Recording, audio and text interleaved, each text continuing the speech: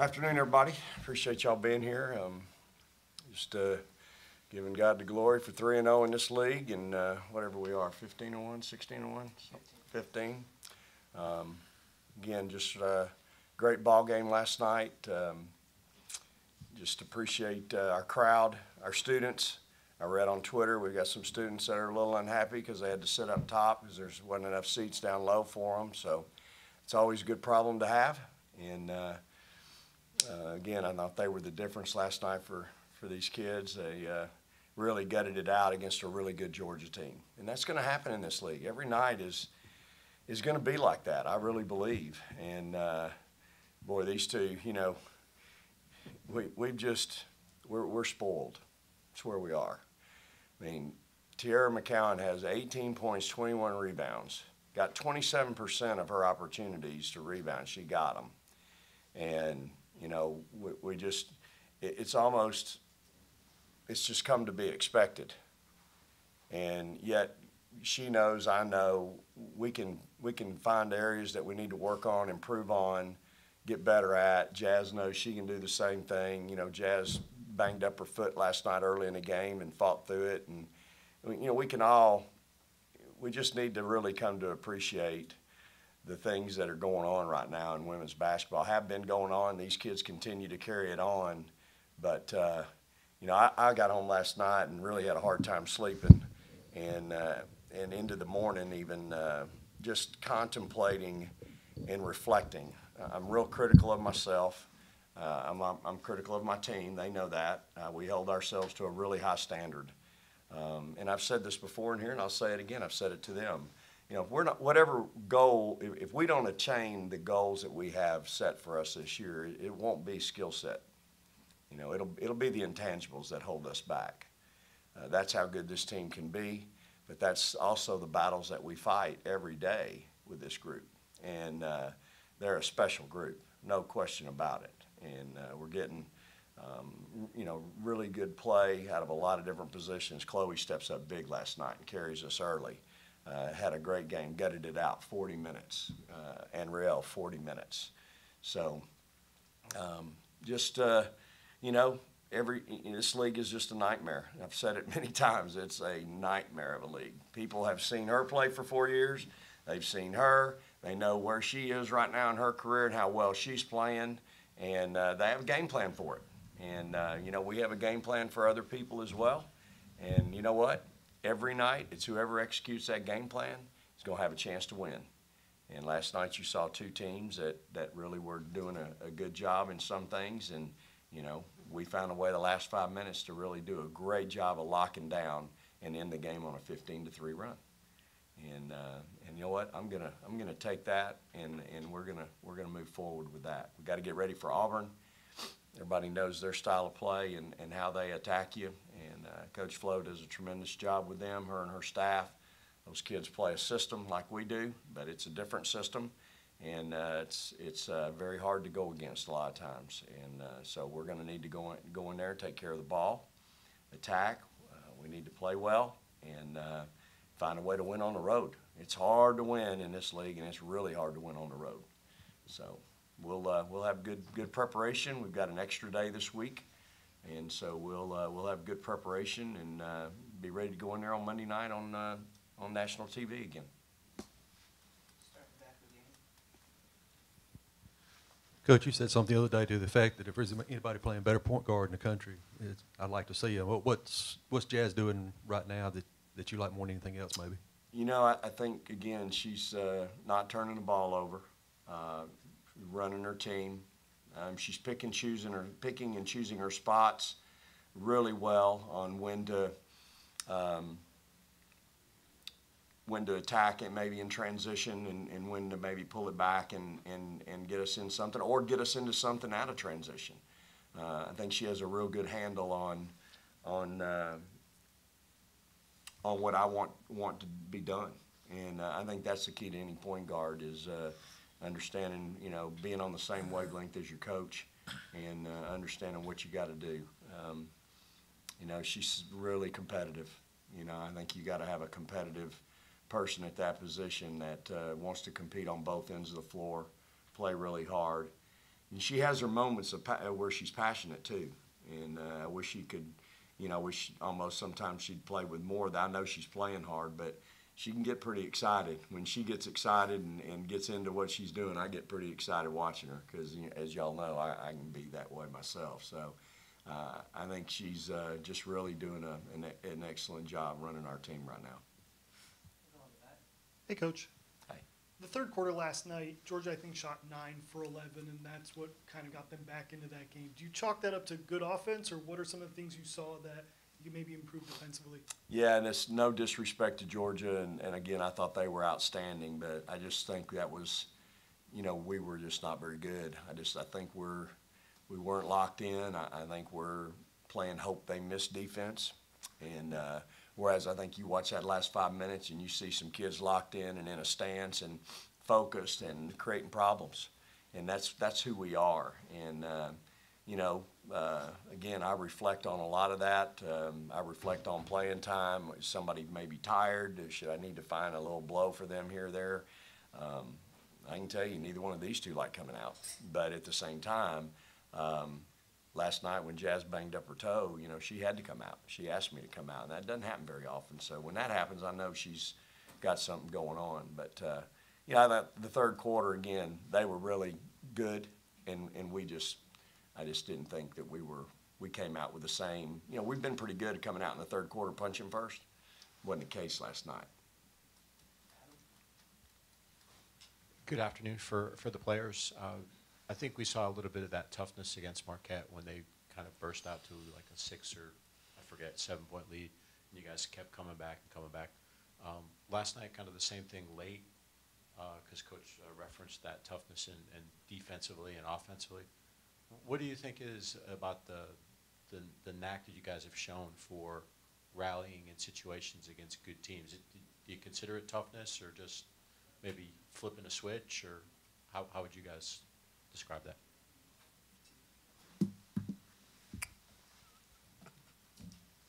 I think that is us showing toughness because we're not, letting their run get to us. So at the same time, it's like, okay, basketball is a game of runs, but it's not like, oh, we have to hurry up and jack it here and jack it there. And so we just work with the offense he's calling or Jazz is calling, and we just try to get the shot that's within the play. I'm agreeing with what she says. Just us being poised, us knowing that basketball is a game of runs. Just getting a shot within our offense, and that's what he wants of us. Vic, your bench has had some big games and some of the blowouts, but in these tight games, what can you get out of your bench? More offensive production out of your bench. Yeah, I think Andy came in last night, gave us some good minutes, made a great pass in transition to Chloe. Bree's given us some good minutes in some big ball games, not just in some blowouts, but some big ball games. A coach, I've got a lot of confidence in the kid, these seniors, and obviously Chloe's playing at a high level. I need my bench to play more. And, but I'm really careful, especially with my young kids. I want to make sure that, I put them in I don't put them in a position where they can fail, and I'm real protective of that. I was with when Jazz was a freshman. Confidence is a really big thing.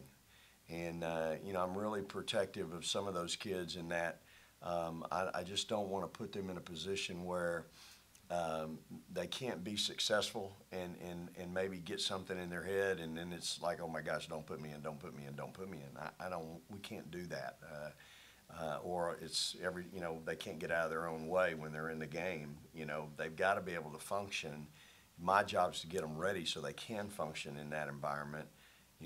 That atmosphere last night's pretty intense, pretty high emotion, and again, we talked about we had only 6,800 last night, and yet there's 330 schools across the country wish they could have that just once, but those kids have got to learn to function in that environment, and you can't be all tied up, and so I got to get them ready. That's the challenge in coaching, and we've we've had teams in the past where kids have maybe not played a lot early, but as the season wore on, they get better in practice, they earn their time, they develop confidence. I develop more confidence in them, and then they get in a game and they're able to function, so.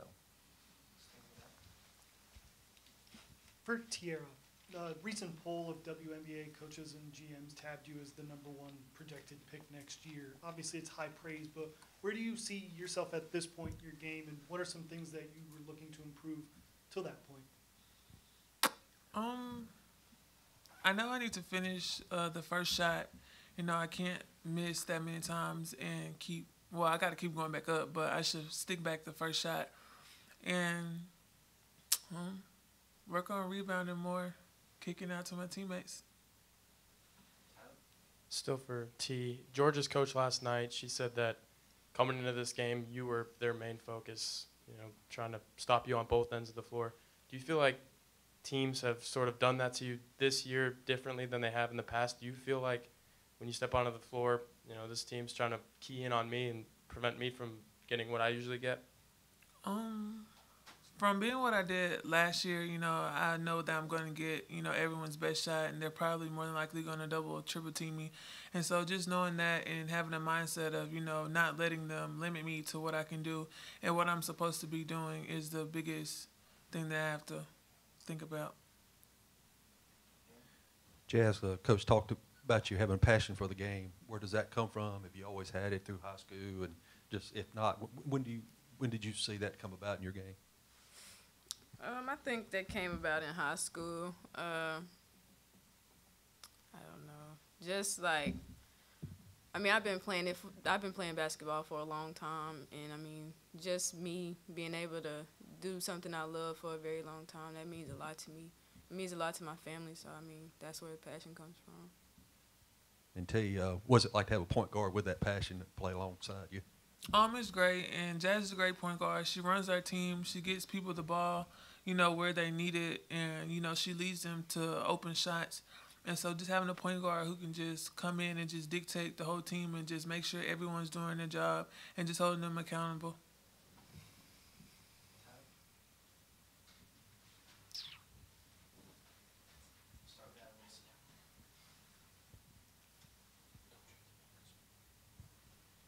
Coach, you mentioned not being able to sleep when you got home last night. Were you thinking about things that went wrong specifically in the Georgia game? And if so, what was that? Or is that just you thinking about what you can do to prevent situations like last night in the future? Well, again, I think what we all have to come to grips with is that our league has a lot of parity. And I think you're going to see games like that more often than not than last night. I think my being unable to sleep probably pertains to some other things, and just you want so badly for your kids. I want it so bad for them, and probably more than they do. That's just the way it is. And we've said this before. A good friend of mine. Back when I was coaching at Arkansas in the late '90s, he's a great high school coach, and he said, "Hey, you're always going to want it more than your kids. That's just the way it is." And I want it so bad for them. I want them to be so good. I want T to reach her full potential. I want Jazz to continue on her. I want my whole team to continue to be so dominant and so good. And yet, you have situations last night. Just different things throughout the course of the game that you almost feel, you can feel helpless with at times. And so just trying to figure it out. I wasn't one as an assistant. When the game was over, I went to the bar and had a drink with all my friends and didn't worry about the game and said, well, I ain't the head coach. I ain't gonna worry about that. I wasn't that guy then, and I'm certainly not that person now. I want it badly for these kids. I want these seniors to reach their full potential. I want this program. This university has invested so much into women's basketball. It's important. So my conscience won't let me go home and go, give me a drink, let me, watch TV. And my conscience just won't let me do that. I just have a real investment in these players and in this program, this university, that I can't do it. And so consequently, you're up at 4:15 and Chicago PD is blaring on the TV and you fell asleep, watching film in Sports Center. It's just the way it is. It's my life. I can't change it. Chicago PD's a good show, by the way. The kids talked about poise, and obviously you've talked about toughness, but the fact that you guys put yourself in that situation to have to rely on that toughness, is that part due to 8 or 9 of the kids essentially are really in their first year and a half in the system of actually being on the court and having an opportunity to contribute, or is that still trying to figure out which piece goes where and who's going to do what? Yeah, I think it is some of the newness for a lot of the kids. We're heavy seniors, 4 or 5 seniors, virtually no junior class, a sophomore and a freshman class. And so, I think there's a disparity there. You think back 2 years ago, we had Blair, we had Rowe coming off the bench at guard, 2 juniors, that were pretty savvy. We've had some veterans that were a little older, and this group's just a little bit younger. So I do think that's part of it. But again, we're going to work really hard every day at getting those kids ready. We've got a red shirt sitting out that we need to be working really hard so that she's ready to step in when her number's called. And we've got to do things the right way. I think that's the biggest thing I'd like to see us do is to continue to grow as young people, and just to really appreciate doing things the right way.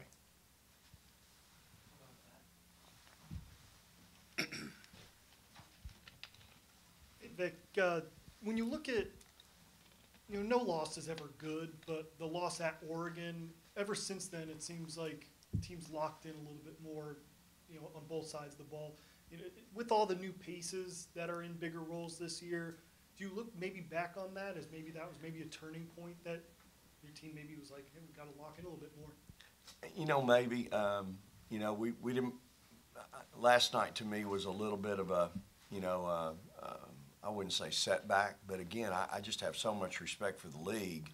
I think you got to respect your opponent and know that, they came in here and teams are going to do that. They're going to play well. We're going to go against some really good teams and have some knockdown dragouts. And so, last year was just different, y'all. To average victory margin of 24 points just doesn't happen at any level in any sport.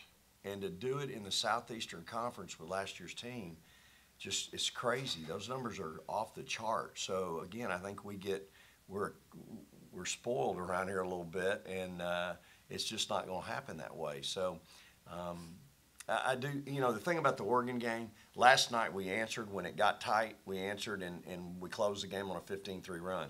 At Oregon, we didn't.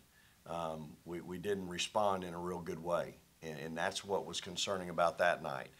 We responded though the next night when we went to Washington and answered in an emphatic way. That's how you want your team to respond. Last night, it didn't take us another game. We didn't wait till Auburn to respond. We responded with about 6 minutes to go, and that's what you want to see.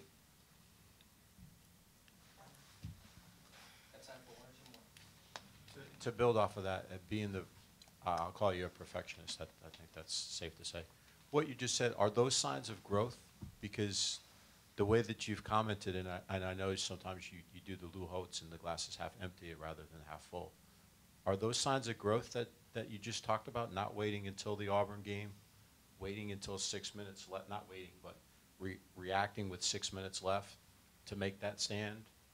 Because they kind of do and they kind of don't seem like signs of growth. Yeah, it maybe, I think, is the answer. Look, I had the same conversation with them at the 6 minute mark that I had, to start at halftime, start in the third quarter, in the middle of the third quarter to 5 minute media. Sometimes it just finally clicks. That's all I can say. That's the only answer I have. But I will say this, when we finished on the 15-3 run, we got out of the press. We moved Anriel over to the corner, and things opened up and were a little bit more successful for us. But T got some really big rebounds. She had a big rebound and a big stick back in that run. Jazz had I went back and looked at it, was watching it last night. That runner she had in the lane, I don't know how she made that. And, you know, tough shot and a big point in the game. I think that put us up 4 or maybe 6, but it was a tough shot. And again, T's got 2-3 people hanging on her for the rebound and the shot. And so big shots, big plays by your best, you know, by your big players. And that's what you want. You want that from them. And, again, these kids are, they care. They want to win. They play pretty hard most of the time.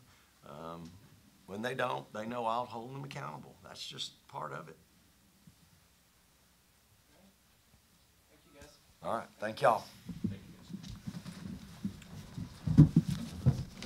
Praise the Lord and go Dogs.